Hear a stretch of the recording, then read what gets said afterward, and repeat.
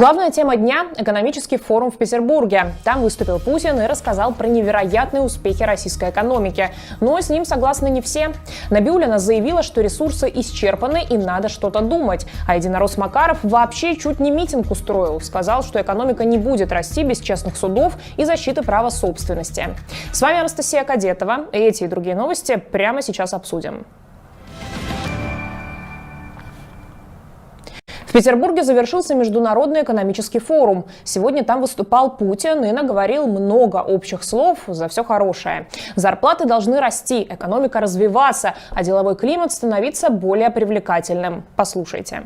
Самое главное, чтобы деловой климат позволял расширять и укреплять базу нашей экономики, делать ее более устойчивой и при этом динамичной, нацеленной на увеличение выпуска товаров и услуг. Видимо, Путин не слушал вчерашнее интервью замминистра финансов, который рассказал, что пока ни одна западная компания не подала заявку на возвращение в Россию. Вот такой деловой климат. Как обычно, Путин хвастался рекордно низкой безработицей, особенно среди молодежи. Неудивительно, учитывая, что он отправил на войну сотни тысяч молодых мужчин, а еще 1 миллион человек уехали. Также он потребовал, чтобы Россия вошла в число стран-лидеров по легкости ведения бизнеса. Опять. Ориентир для национальной модели, чтобы Россия к 2030 году была в 20-ке мировых лидеров по условиям ведения бизнеса с учетом обновленных международных методов. Впервые он заговорил про топ-20 аж в майских указах 2012 года. По ним наша страна должна была ворваться в рейтинг еще 7 лет назад. Когда указы провалились, Путин перенес дедлайн на 24-й, а теперь сдвинул к 30-му году. А еще он рассказал про успехи правительства и Центробанка, благодаря усилиям которых инфляция в нашей стране упала ниже 10%.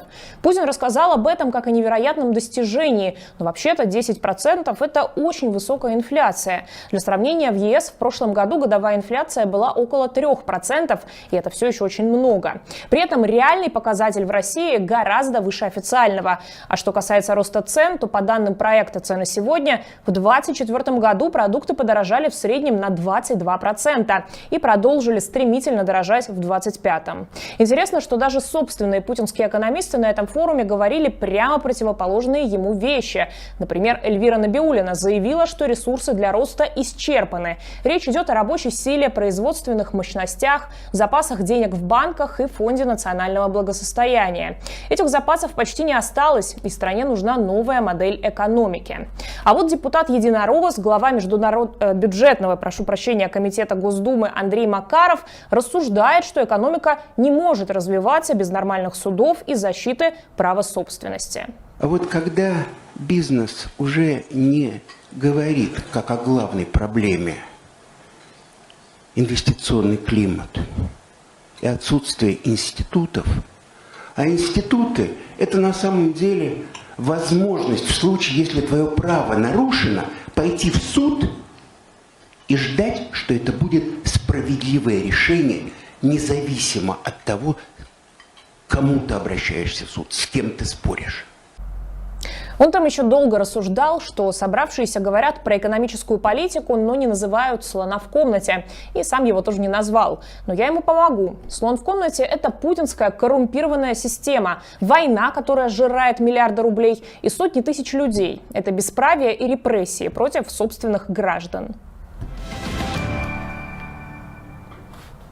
Маркетплейсы хотят обязать передавать силовикам данные о своих пользователях. Проект закона подготовила Минцифры. Онлайн-магазины обяжут в течение 24 часов после поступления запроса передавать силовикам данные о клиентах, номера телефонов, почта, IP-адреса и другую техническую информацию о ваших устройствах. Если поправки примут, то новые правила начнут действовать с 1 сентября.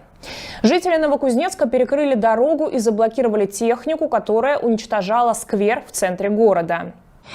Пытаемся понять законность этих действий, потому что наша версия, что это незаконно, потому что территория данная имела статус зеленой, но ее переоформили под деловое назначение, провели публичные слушания, о которых жители заинтересованные не знали никто.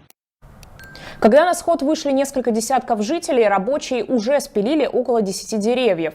Прибывшие полицейские заявили, что у компании есть разрешение на вырубку, а люди проникли на объект незаконно. Жители передали в мэрию больше 2000 подписей с требованием сохранить сквер. Мать-одиночку из Йошкар-Олы приговорили к 18 годам колонии по делу о госизмене.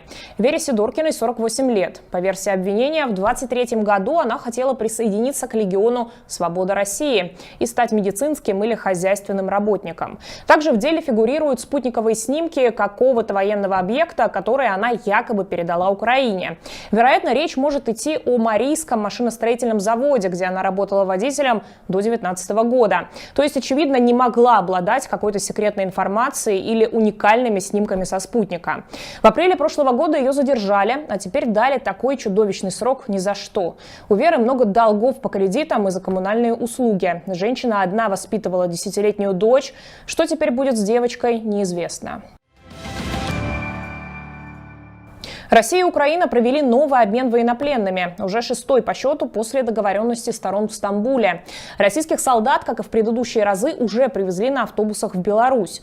Там они при необходимости получат первую медицинскую помощь. Зеленский опубликовал фотографии солдат ВСУ. По его словам, большинство из них были в плену больше 2 лет. Число обмененных сегодня стороны не называют. Теперь к новостям войны между Израилем и Ираном. В городе Беэр-Шева был нанесен удар по офису компании Microsoft. По таким кадрам оценить ущерб, конечно, невозможно, но на других видно, что в здании лишь выбиты окна и горят обломки рядом со зданием. Корпус стражи исламской революции поспешил заявить, что здание уничтожено. А такую мишень они выбрали, потому что половина доходов Израиля – это экспорт высоких технологий.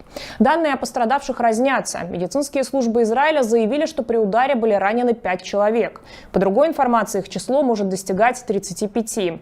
Также удар был нанесен по городу Хайфа. Это один из 4 снарядов, которые достигли цели. 15 человек ранены, из них часть в тяжелом состоянии. В свою очередь, армия Израиля отчиталась, что выпустила 120 снарядов. Один из дронов был прицельно запущен в жилой дом в Тегеране, в квартиру, где живет ученый-ядерщик.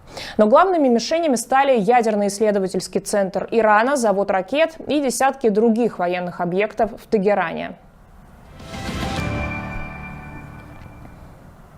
На фоне ударов Израиля Иран стремительно вывозит нефть со своих хранилищ. Часть пытаются рассредоточить по другим хранилищам, а часть поскорее продать. Об этом пишет Bloomberg. Журналистам издания стали доступны спутниковые снимки. Объем экспорта иранской нефти с 13 июня вырос почти в 1,5 раза. Это позволит иранскому режиму получить быстрые деньги, а также снизить риски ударов по терминалам. Нефтедобыча идет в штатном режиме. Тем временем глава МИД Ирана заявил, что никаких переговоров и дипломатических контактов не будет, пока Израиль продолжает свои атаки. Известно, что посредничество предлагали министры иностранных дел нескольких европейских стран. Это были главные новости пятницы. Спасибо, что досмотрели до конца и вообще всю неделю были с нами. Если вам нравится наша работа, поставьте лайк и напишите комментарий. Это очень поможет нам расширить аудиторию. А если хотите и можете, подпишитесь на Patreon канала. Там можно выбрать любимую передачу, надеюсь, это итоги дня, и отправлять нам небольшие ежемесячные платежи. Как всегда, в конце выпуска показываю имена и ники тех, кто уже нам помогает. Спасибо вам большое и хороших выходных. Пока! Скидываете ролик родным, они не могут посмотреть его из-за блокировки Ютуба? Подари им подписку на Popular VPN Bot. Выбираешь подходящий тариф, оплачиваешь и подключаешь. Все будет понятно, даже если вы раньше никогда не использовали VPN.